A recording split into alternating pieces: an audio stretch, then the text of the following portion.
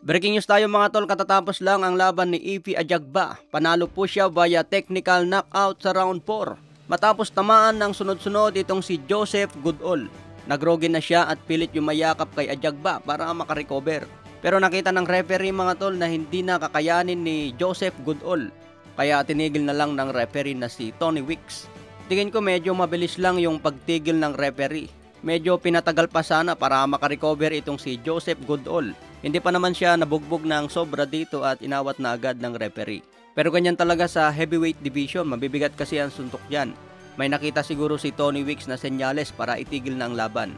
Mabibigat kasi ang patama ni Ify Ajagba kaya delikado kung pabayaan niya na bugbugin itong si Joseph Goodall. May bagong kartada ngayon si Ajagba na 19 wins, 14 KOs, may isang talo. Natalo siya noon kay Frank Sanchez via unanimous decision. Kung magpatuloy ang panalo ni Ajagba, pwedeng tumaas sa ranking at mapalaban kay Tyson Fury. Number 7 na po siya sa WBC at number 13 sa IBF. Konting tulak pa si Ajagba mga tol para mapalaban na sa champion. Sa iba pang balita, former undisputed champion Devin Haney sinabing $6 million ang siguradong bayad laban kay Prograis. Matapos talunin ni Haney itong si Vasily Lomachenko sa lightweight 135 pounds, nagpasya ang kampo ni Haney na umakyat sa super lightweight 140 pounds upang sagupain ang WBC World Champion na si Regis Prograis. May kartadang 29 wins, 24 KOs, may isang talo. Isang champion pa lang ang tumalo kay Prograis. Natalo siya via majority decision kontra Josh Taylor. Sa darating na December 9 ngayong taon, susubukan ni Haney na agawin ang WBC at maging 2-division champion. Kaya abangan po natin yan.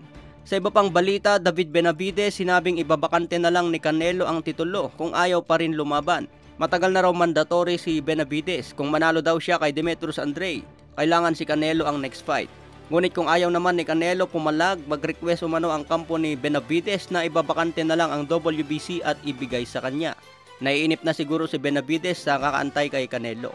May binanggit din si Benavidez tungkol kay Terence Bud Crawford. Wala daw papel si Crawford sa 168 pounds, kaya wag nang balakin na umakyat pa ng dibisyon. Ibahin raw ni Crawford ang 168 kumpara sa nilalabanan niya ngayon na 147 pounds.